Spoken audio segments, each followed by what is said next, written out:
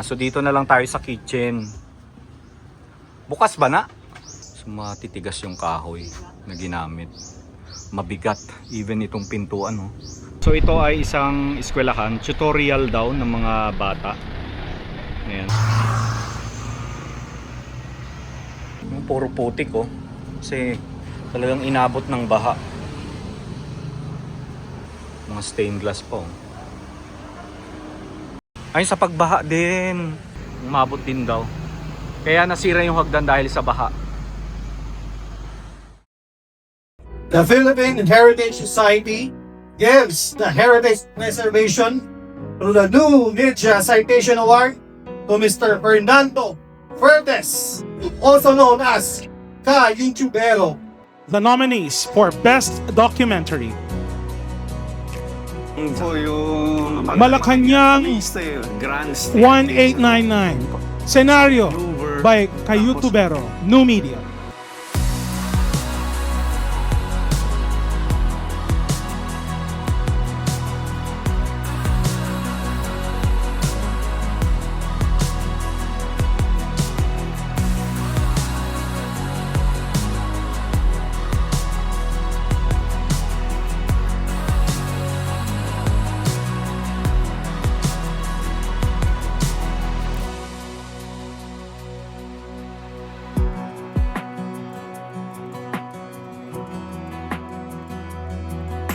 Okay, puntahan naman natin yung isa pang lumang bahay dito.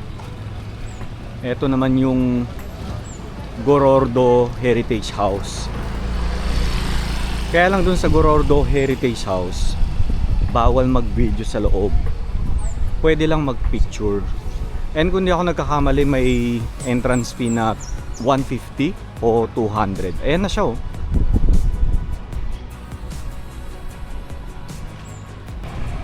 Ito na yung Gorordo. Doon tayo sa harapan. Okay, ang Casa Gorordo ay pag-aari ng mga Aboitiz. And so sila yung naka-acquire ng property na ito. Okay. Okay, ito pala yung harapan.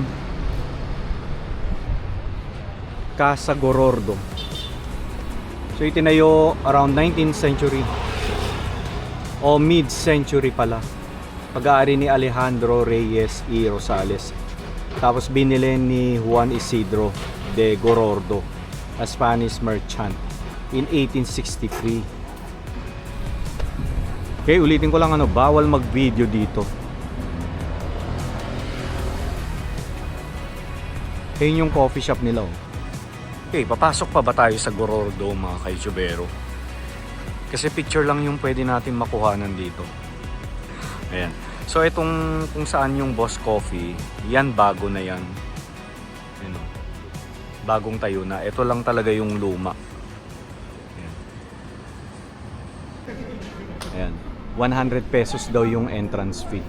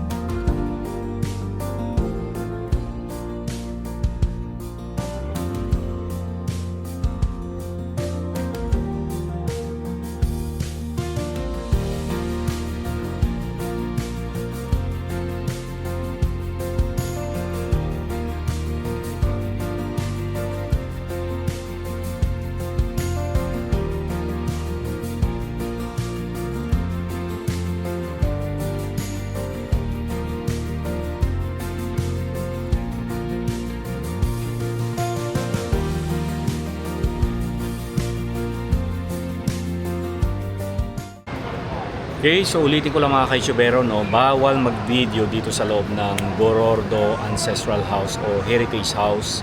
ang pwede lang picture, kaya puro mga photo lang yung ipinakita ko sa inyo, ano. Ayan. Okay, pa-exit na tayo dito sa Gorordo Heritage House. So bale, ang exit ay dito mismo sa may Boss Coffee, sa may second floor. Ito yung mismong exit kung saan tayo nagkape kanina.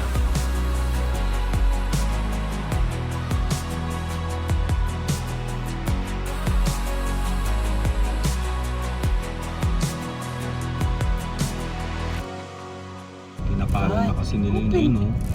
Tagal pala ito. Until 10.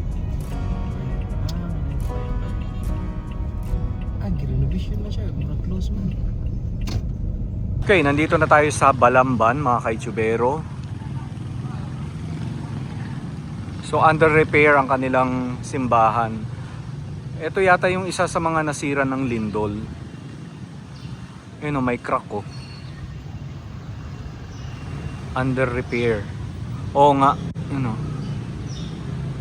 Pero hindi lang ako sure kung pwede tayong pumasok. Try natin. Baka pwede naman.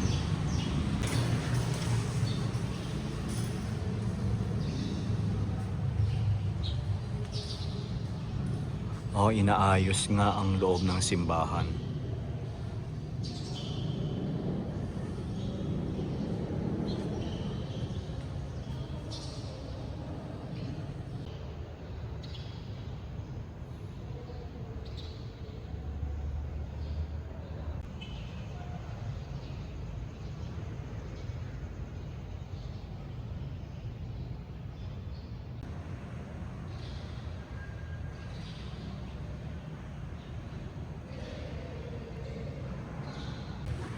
Okay, labas tayo dito sa likuran ng simbahan. Puntahan nga natin yung isang lumang bahay dito. Nakita ko lang sa Google Map. Okay, so ulitin ko lang, nandito tayo sa likuran ng simbahan ng Balamban. So ko lang makita yung lumang bahay dito. So grabe din daw ang baha dito sa Balamban. And hanggang lampas daw ng tuhod. Tapos yung simbahan nila ay bahagyang nasira, especially yung harapan, ano. Eto na yung bahay, mga kaitsubero. Ayan.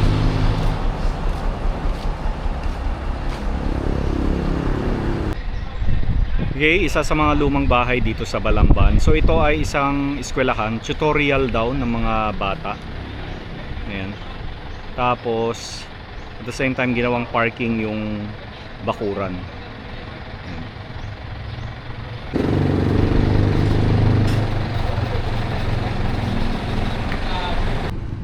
Okay, so ngayon naman mga kaitsubero, puntahan natin yung Balamban Century Old House. So malapit lamang yung dito sa simbahan ng Balamban, mga 10 minutes away lamang. Pero gaya nga ng sabi ko kanina, hindi ako sure kung mapapasok natin yung bahay.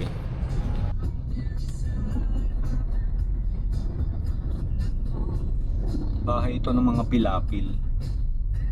Pilapil ang mga may-ari. Yan yung isang bahay, Tanawa. Pwede ka na dito. Yan na yung isa, park ka na lang dito. Oh, open na, Okay, so ito na yung Century Old House ng Balamban. Ayun, pero ito another old house, Tawid tayo.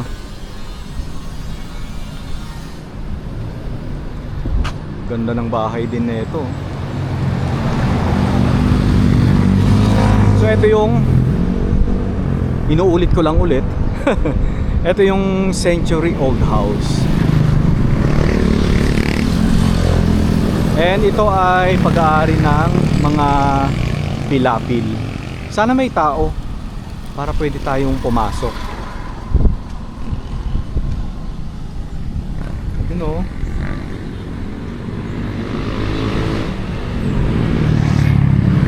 may tao nga.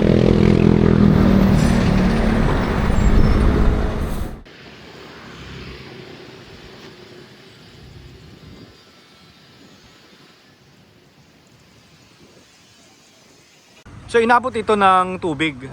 Ah, hanggang dito. Lampas tao? Oh, hanggang dito daw yung baha. Ayan oh, bakat. Hanggang kalahati. So nung bumaha kuya, andito kayo sa bahay. Talagang baha talaga, no? Ano yung bahay namin? Naanod? Asan yung bahay nyo? Ah. Grabe, inabot pala talaga ito ng baha. So hindi raw tayo pwedeng pumasok kasi nakasusi. Okay, so pupuntahan daw nila yung ano, yung caretaker. Yung isang caretaker nila. Kung pwede tayong magpicture lang sa loob ng bahay na ito. Ayan. So 100 years old na ang bahay na ito. And hanggang ngayon ay inaalagaan pa rin ng mga Pilapil family, no? Ayan si Kuya, pupuntahan niya yung caretaker para ipagpaalam tayo. Kuya, wait lang ako dito ah.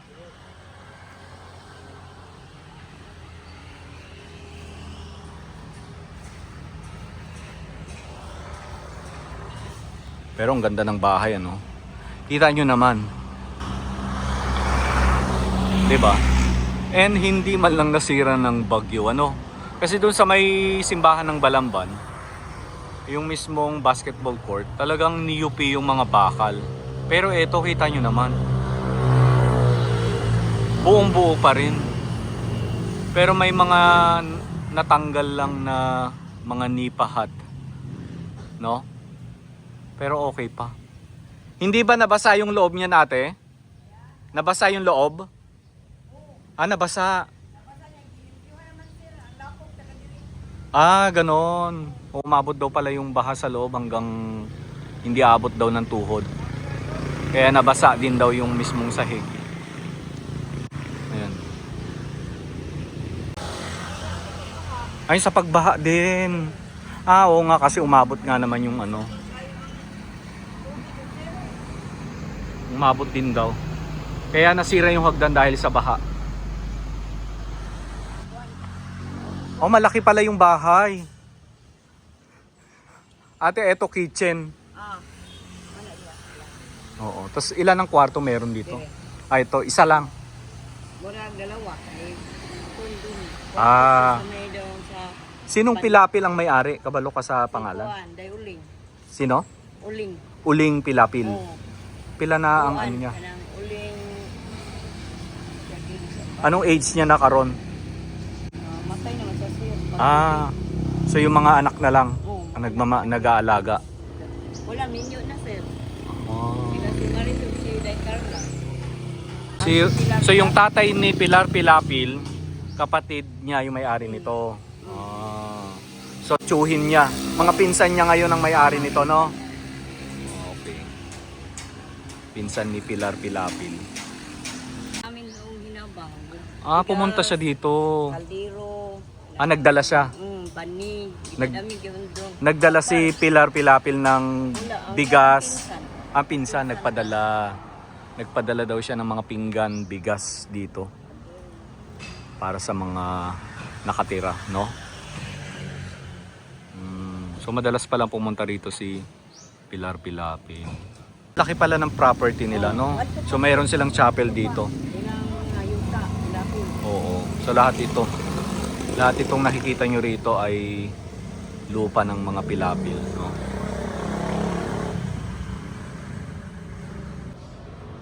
Oo nga, o putik.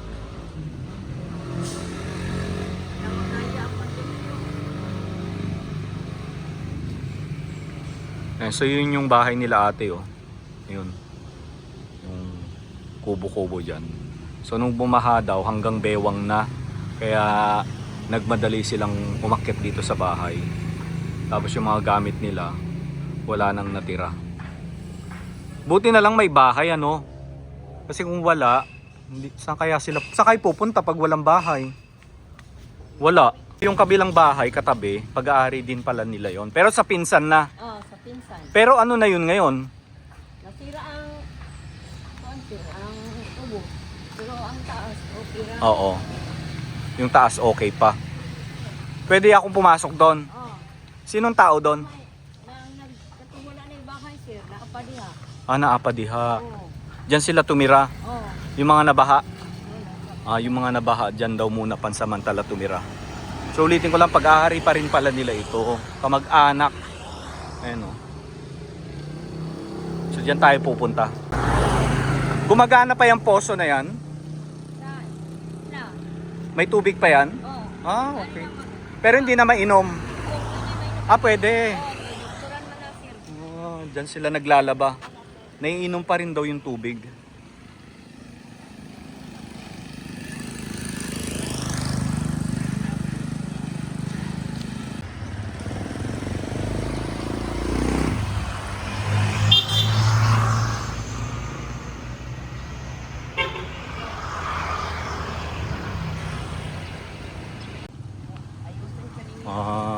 So yung mga nakatira dito ngayon, yung mga nawalan ng bahay, tapos dito muna sila. Ang ganda pa oh. Pwedeng umakyat. Umakyat daw tayo. Ito yung pinakasilong. Oo.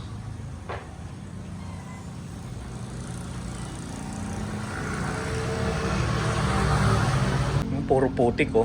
Kasi talagang inabot ng baha.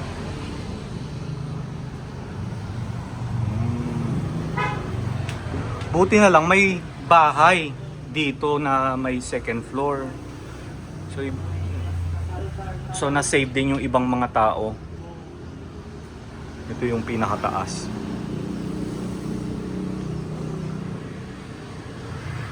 Ano yun dito? Kitchen. Oo. Mga stained glass po. May tao diha. Kung may tao, wag na. Uy, palang anak. Parang man, sir. Kwarto. Nice. I hope na someday ay ma-restore ng may-ari itong bahay nila, no?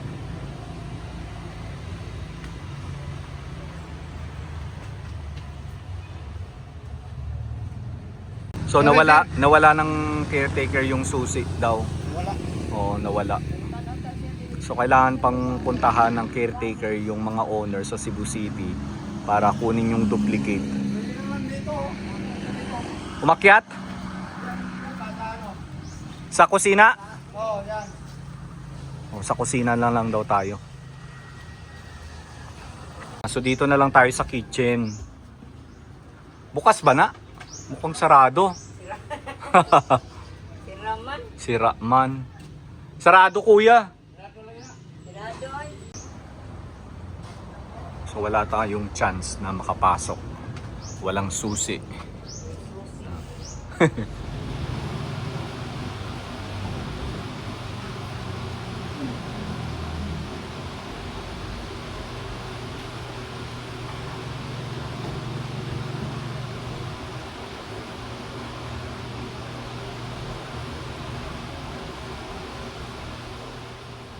Matitigas yung kahoy na ginamit. Mabigat. Even itong pintuan. Oh. So mga yakal daw ito. Tugas.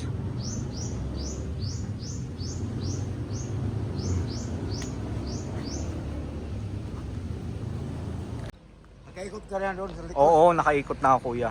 So balik na lang tayo by January siguro. So wala tayong choice talaga kasi nawala ang susi ng may-ari ng bahay na ito. Salamat po.